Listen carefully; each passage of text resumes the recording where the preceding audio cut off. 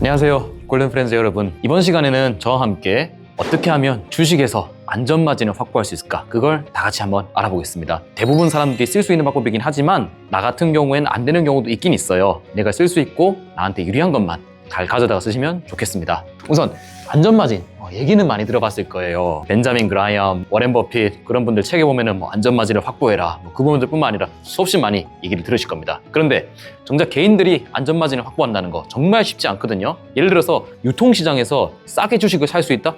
가능한가요? 글쎄요, 웬만해서는 힘들어요. 그럼에도 불구하고 할 수 있는 것들이 분명히 있습니다. 크게 연금계좌, 우리사주조합, 또 경영성과급의 퇴직금 수령, 청년 소장펀드, 소득공제 장기펀드, 공모주 청약, 이런 것들이 있는데요.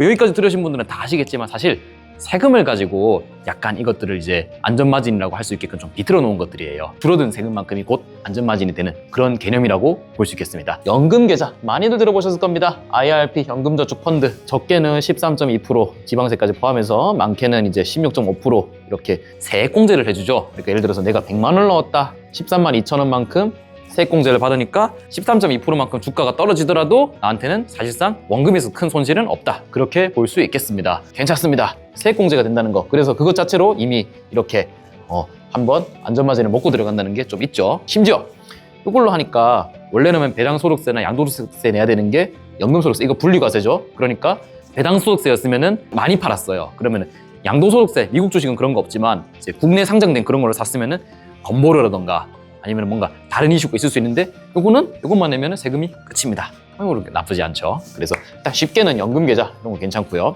우리사주조합, 이거는 회사에서 우리사주를 살 수 있게 이렇게 좀 열어져 있는 경우에만 가능한 건데요. 과세 표준이 좀 많은 분들한테 좀 유리합니다. 굳이 구간을 뽑자면 한 8,800 정도를 가지고 좀 많이 나눠지는 것 같아요. 요거 구간 넘어가면은 과세 표준이, 그러면은 제가 계산해 봤을 때 거의 한 50% 가까이는 회사 주가가 떨어지더라도 오히려 이득입니다. 어떻게 그게 가능하냐고요? 100만 원만 넣었다 가정해보죠. 100만 원만큼 이제 내가 넣었으니까 내 소득에서 그만큼 과세 표준이 줄어들잖아요. 그렇게 되면은 8,800에서 8,900 사이에 있는 분이다. 이 정도면은 사회보험료까지 다 해가지고 거의 한 40% 중후반대 정도 나온단 말이에요. 요만큼은 아예 이게 공제가 돼버렸으니까, 만약에 내가 100만 원을 그냥 생으로 이제 소득을 수령을 했어. 그러면 거의 40% 이상 세금을 다 내야 된단 말이에요. 그러면 내 손에 들어온 거 얼마예요? 60만 원밖에 안 들어오죠. 근데 우리사주조합에 넣었어요. 그럼 100만 원 일단 거기에 다 들어가 있죠. 그리고 찾을 수 있는 거 얼마? 적어도 1년은 경과해야 되거든요. 1년은 의무 보유예요. 근데 1년 만에 찾는 사람은 잘 없어요. 왜? 이걸로 해서 효과 보려면은 중소기업 같은 경우는 6년, 그 다음에 그렇지 않은 기업들 같은 경우에는 적어도 한 5년은 이제 내버려둬야지 세금이 내려가거든요. 얼마나? 75% 안 내도 돼요. 그래도 25% 내야 되잖아요. 그러면은 저기 100만 원이면은 25만 원은 세금을, 그러니까 주가가 그대로 있었다고 가정했을 때 25만 원은 세금을 내는, 그렇게 아니냐 할 수 있잖아요. 근데 요거 있죠? 25% 내야 되는 세금. 이거 내가 인출하는 시점에 만약에 소득이 적어요. 그러면 세율 내려가고요. 또 이것도 있어요. 배당소득. 회사 주식에서 배당소득 나오잖아요. 비과세 줍니다. 물론 이것도 이제 한도가 있긴 하지만 사실 일반적으로는 그렇게 채우기 힘들어요. 그래서 그 5년이니까 예를 들어 1년에 3%만 낸다고 쳐도 15%만큼 비과세를 먹고 들어가는 거죠. 그러면은 만약에 생으로 받았어요. 자, 생으로 받았으면은 40만 원, 적어도 40만 원, 40만 원 넘어요. 사실은 40만 원 이상 세금으로 내고 끝인데, 만약에 내가 우리사주조합에 넣고 회사 주가가 5년 동안 가만히 그대로 있고 배당 다 받았다. 그러면은 100만 원 받아서 10만 원만 세금으로 내고 끝이에요. 내 소득이 그대로 있다고 쳐도 나쁘지 않죠. 그러니까 그냥 받았으면은 내 손에 들어오는 거 60만 원. 근데 우리사주조합에 넣어놨으면은 나중에 일이긴 하지만 90만 원 먹는 겁니다. 퍼센티를 짜면 거의 한 50% 정도 가까이 차이가 난다는 건데 나쁘지 않습니다, 진짜.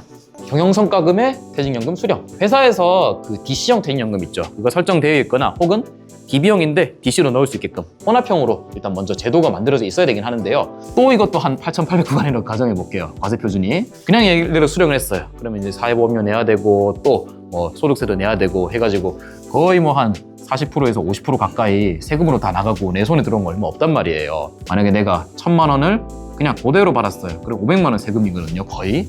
퇴직연금 수령했어요. 그러면 이 1,000만 원 그대로 일단 내 퇴직연금이 들어가 있어요. 이제 일하는 동안에는 DC형 퇴직연금 제도 안에서 돈 굴릴 수 있거든요. 뭐 ETF 같은 거 요즘 됩니다. 이거 심지어 100%까지 위험자산 가능하게 하겠다는 그런 움직임도 있어요. 회사에서 때 그럼 세율 얼마냐? 진짜 적으면 아예 안 나오는 경우도 있고 적게는 한 5에서 한 20% 정도 차이 나와요. 심지어 25% 정도 잡는다고 쳐도 25%는 차이가 난단 말이죠. 그리고 운영하는 동안에는 수수료도 없고 또 이제 운영한 매매 차익에 대해서도 내가 퇴사하기 전까지는 세금이 없어요.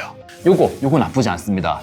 이제 요즘은 DC 안에서도 70%까지는 뭐 미국 주식이라든가 그런 거 다 가능하니까 충분히 괜찮은 선택이 될 수 있겠습니다. 요것도 심지어 그런 거 있죠. 분리과세. 만약에 1,000만 원을 내가 그대로 수령을 했어요. 그럼 500만 원이에요. 뭐 연금계좌 그런 거 안 넣고 뭐 미국 주식 넣었어요. 만약에 양도 차익이 발생한다 하더라도 22%는 세금이에요. 많이 잡아봐야 뭐 한 이 정도? 뭐 적게는 이 정도?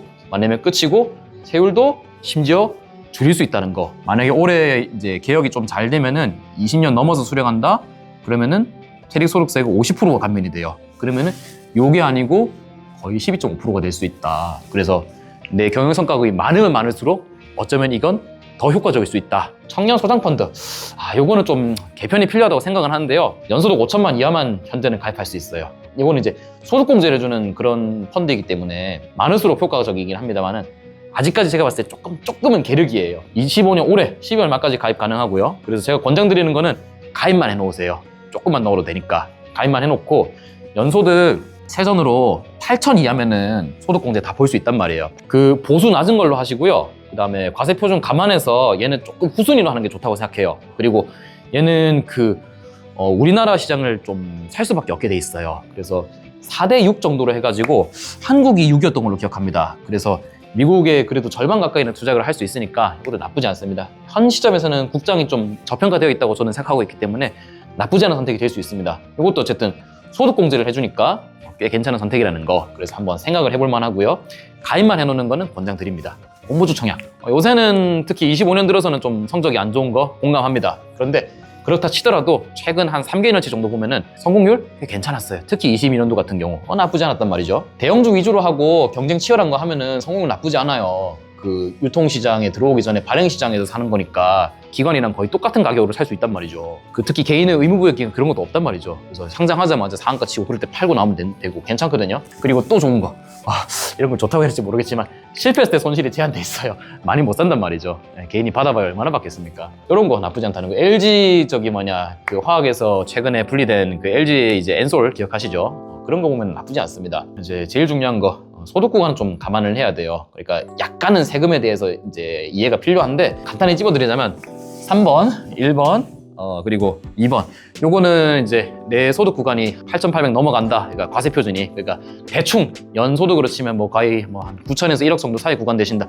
그냥 하세요. 생각하지 말고 그냥 하세요. 괜찮습니다. 충분히 괜찮아요. 이것도 중요합니다. 목적과 기한이 없는 자금이어야 돼요. 필요 없는 돈이라고 하는데 필요 없는 돈이 세상에 어디 있습니까? 목적이 정해지지 않았고 언제 돈을 찾아야 된다. 그런 기한도 없는 돈이면 충분히 괜찮습니다. 예를 들어 뭐 연금계좌에서 굴리는 거 이거 요즘은 약간 안 좋아지긴 했지만 그래도 여전히 괜찮습니다. 이것도 우리 사주도 물론 찾을 수는 있지만 얘는 이제 한 5년 정도는 그래도 이게 이제 딜레이가 걸린단 말이죠. 그래서 기한이 좀 충분히 길어야겠고요.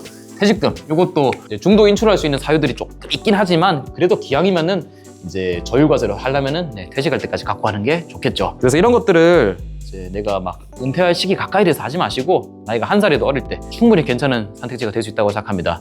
이런 식으로 이제 안전마진을 확보해서 설령 주가가 떨어지고 그리고 증시 변동성이 심해지더라도 나는 그래봐야 어차피 세금 감안하면은 손해 아니야. 이런 편안한 마음가짐으로 이렇게 주식시장의 변동성을 즐길 수 있으니까 충분히 괜찮은 선택지가 될 거라고 생각합니다. 감사합니다.